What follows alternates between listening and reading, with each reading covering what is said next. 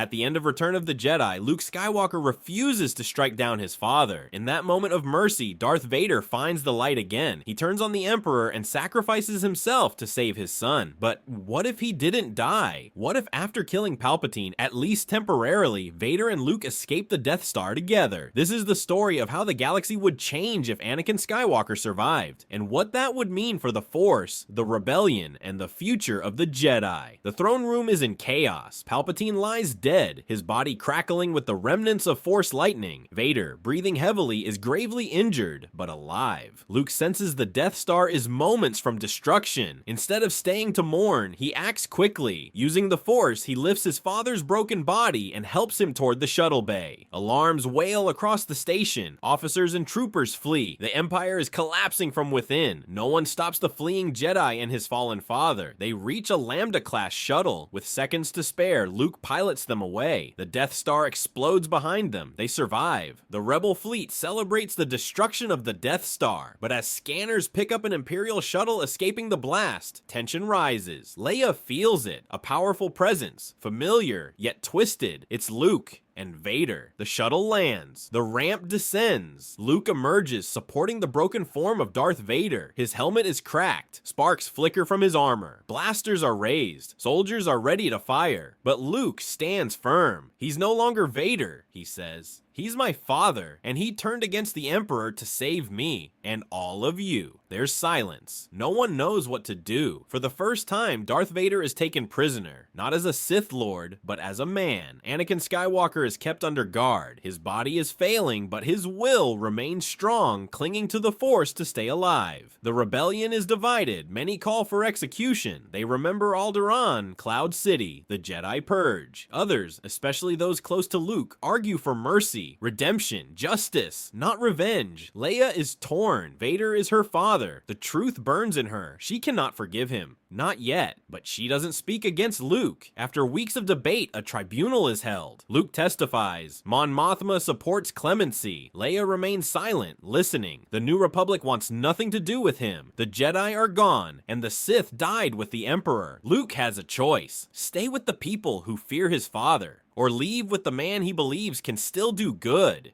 He and Anakin vanish into the stars, away from the crumbling Empire. Away from the suspicious eyes of the rebellion. They find a forgotten world, quiet, isolated, a place the galaxy has long forgotten. And there, Luke and Anakin begin to train. Not in the ways of the Jedi and not in the ways of the Sith. They build something different, not confined one way or another. They call it balance. Luke is no longer the last Jedi. Anakin is no longer the last Sith. Together they explore both sides of the Force, not as opposites, but as parts of a whole. They study ancient texts, Jedi, Sith, Night Sister, Zepho, Bendu, often keeping in communication with Yoda and Obi-Wan's Force ghosts for guidance. Force sensitives come to them, some ex-Imperials, some ex-Rebels, orphans of war, survivors, seekers. The galaxy doesn't know what to call them. Leia hears the whispers. A new order is rising in the Outer Rim, an order of Force wielders unlike anything the galaxy has seen. They don't deny the dark side.